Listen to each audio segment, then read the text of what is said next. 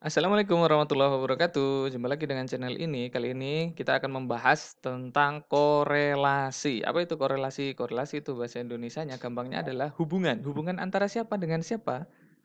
Jadi, hubungan antara dua variabel yang diteliti. Oke, ini adalah salah satu teknik statistik untuk mengetahui hubungan antara dua variabel yang berbeda. Nah, misalnya kita ingin mengetahui hubungan antara kecemasan menghadapi ujian dan hasil belajar. Nah, kita kan biasanya kalau mau ujian tuh cemas ya. Nah, itu pengaruhnya terhadap hasil belajar kita bagaimana, terhadap nilai yang kita peroleh dari ujian itu bagaimana. Nah, itu kita bisa menggunakan teknik analisis korelasi ini. Nah, yang pertama kita harus memiliki data tentang kecemasan. Tentu saja kita harus melakukan penyebaran angket atau kuesioner ya. Kuesioner tentang kecemasan, nanti kita akan dapat angka. Angka kecemasan dari masing-masing subjek yang kita teliti. Selain itu, kita juga harus mengumpulkan nilai hasil ujian yang mau kita teliti. Jadi setelah ujian selesai dikoreksi, maka nilai itu kita kumpulkan. Nah, data itu kemudian kita akan sandingkan, subjek dengan tingkat kecemasannya berapa, di sampingnya ada nilainya dia dapat berapa, begitu. Nah, nanti akan saya tunjukkan seperti apa di SPSS-nya. Nah, kemudian kita membuat hipotesis. Hipotesis kita itu ada hubungan yang signifikan antara kecemasan menghadapi ujian dengan hasil belajar siswa. Semakin besar kecemasannya, maka, semakin kecil hasil belajarnya. Jadi semakin siswanya cemas, maka nilainya semakin semakin rendah gitu, itu hipotesisnya. Oke, untuk membuktikan hipotesis tersebut kita perlu melakukan analisis korelasi ini. Nah, ada nggak sih syarat untuk tes ini? Ya sama, karena ini adalah tes parametrik, maka ada beberapa asumsi yang harus dipenuhi. Di antaranya adalah asumsi normalitas, jadi datanya harus tersebar secara normal. Lalu kemudian ada asumsi linearitas dan homoskedasity. Apa itu homoskedasticity? Yaitu kok beribet ya? Homoskedasticity. Ini mirip seperti homogenitas varian ya. Jadi suatu keadaan di mana error varian itu sama pada setiap level variabel independen. Gitu. Itu menurut Osborne dan Waters. Oke. Nah, ini langkahnya. Langkah pertama, kita harus melakukan analisis pendahuluan dengan cara memeriksa scatter plot. Nah, langkah ini dilakukan untuk memastikan asumsi linearitas dan homoskedasticity terpenuhi. Oke, hasilnya seperti ini. Caranya supaya muncul ini bagaimana? Oke, kita akan pindah ke SPSS. Oke. Nah, tadi saya mengatakan, 2 data ini dijejer begini ya. Nah, ini seperti ini. Ini kecemasannya, subjek nomor satu kecemasan dan nilainya ini gitu, dan seterusnya sampai semuanya. Ini saya memakai contoh 35 subjek penelitian. Nah, cara untuk bisa menampilkan scatter plot bagaimana? Caranya adalah begini, kita buka Grab, ya kan, Grab ini bukan ojek online ya. Grafik ini maksudnya.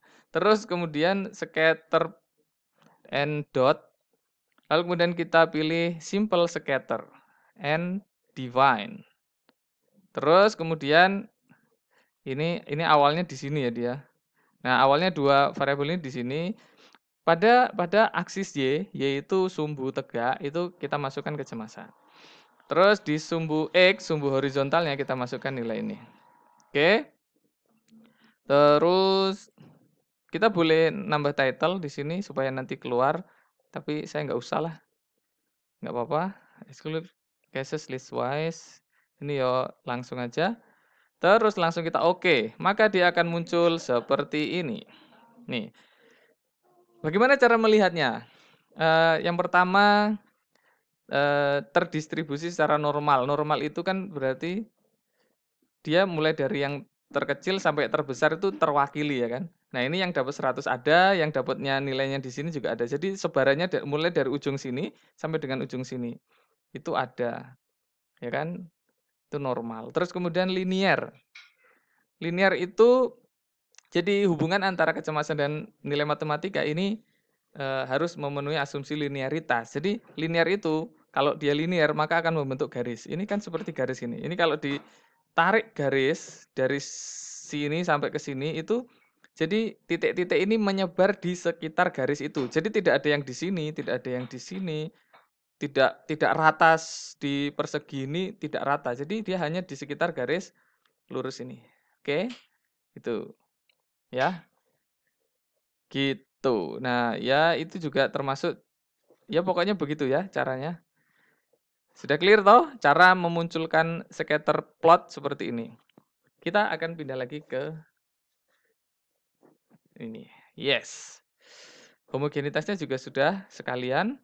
And kita langsung ke langkah yang berikutnya, yaitu lakukan aja uji korelasi bivariat. Ini adalah data yang saya pakai. Terus hasilnya seperti ini. Untuk bisa dapat hasil seperti ini, caranya bagaimana? Kita kembali lagi ke SPSS. Macam begini. Ini kita klik analyze, lalu kemudian correlate and bivariate, ya. Nah, ini awalnya nggak di sini. Oke, nah ini kondisi awal seperti ini. Kita masukkan kecemasan dan nilai matematika ke kolom variabel. Lalu kemudian perhatikan correlation coefficient. Kita yang default itu adalah person correlation coefficient. Tapi kita juga bisa menampilkan Spearman ini untuk yang non parametrik. Oke. Terus kemudian di sini kita klik juga yang mean dan standar deviasi supaya tabel tentang mean dan standar deviasi bisa dimunculkan. Terus missing values kita exclude cases pairwise, ini yang kita klik dan pilih. Kita continue dan langsung di OK. Maka akan keluar seperti ini. Pertama, descriptive statistic, correlation product moment, person product moment tadi itu, dan yang non parametriknya Spearman. Spearman row. Oke. Gini ya. Terus pertama kita harus cek apanya? N-nya. Pastikan dia sama jumlahnya dengan descriptive statistiknya dan dengan jumlah yang kita input di data. Setelah itu kita cek apanya? Cek signifikansinya. Pastikan dia kurang dari 0,05 karena itu menunjukkan bahwa hubungannya itu signifikan. Lalu, ini yang paling penting sebenarnya adalah kita melakukan pengecekan pada nilai R. Ini namanya nilai R, nilai korelasi. Di sini berapa? Negatif 0,88. Kalian pasti bingung, lupa kok negatif, Pak? Tanda negatif itu menunjukkan bahwa korelasi kedua variabel ini, variabel kecemasan dan nilai matematika, itu berkorelasi negatif. Maksudnya apa? Semakin tinggi satu variabel maka diikuti oleh semakin rendahnya variabel yang satunya lagi, gitu. Oke, jadi tidak ada masalah. Dan ini 0,88. Oke, kita kembali lagi ke sini. Nah, ini dia. Korelasinya seperti ini. Jadi ini kecemasan dikorelasikan dengan nilai matematika, hasilnya segi. Kalau kecemasan sama kecemasan, korelasinya 1. Jadi korelasi itu bergerak antara 0 sampai dengan 1. Semakin mendekati angka 1, maka korelasinya semakin kuat. Begitu.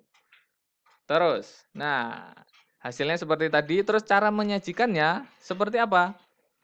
Nah, ini adalah cara menyajikannya. Seperti ini. Hubungan antara kecemasan dan hasil belajar matematika diuji menggunakan pengujian korelasi produk moment dari Pearson. Analisis pendahuluan dilakukan untuk memastikan bahwa asumsi normalitas, linearitas, dan homoskedasticity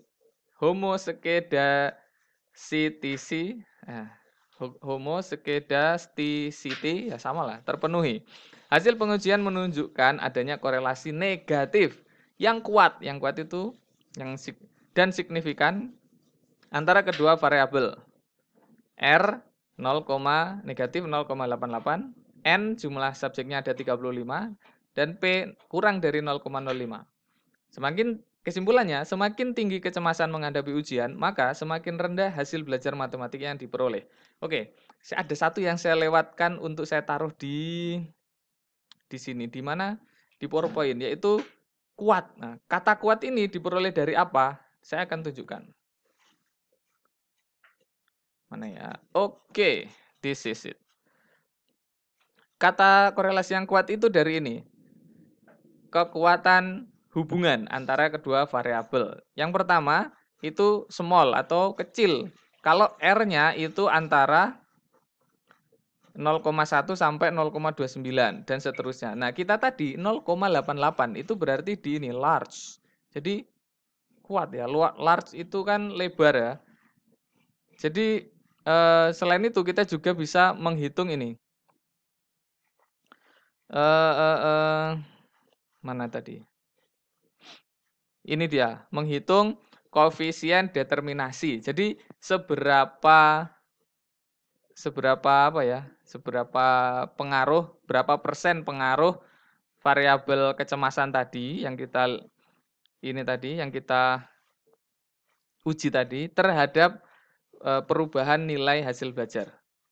Dan itu caranya gimana? Ya ini tinggal mekuadratkan nilai R. R kuadrat itu namanya nilai determinasi. Jadi 0,88 dikuadratkan berapa?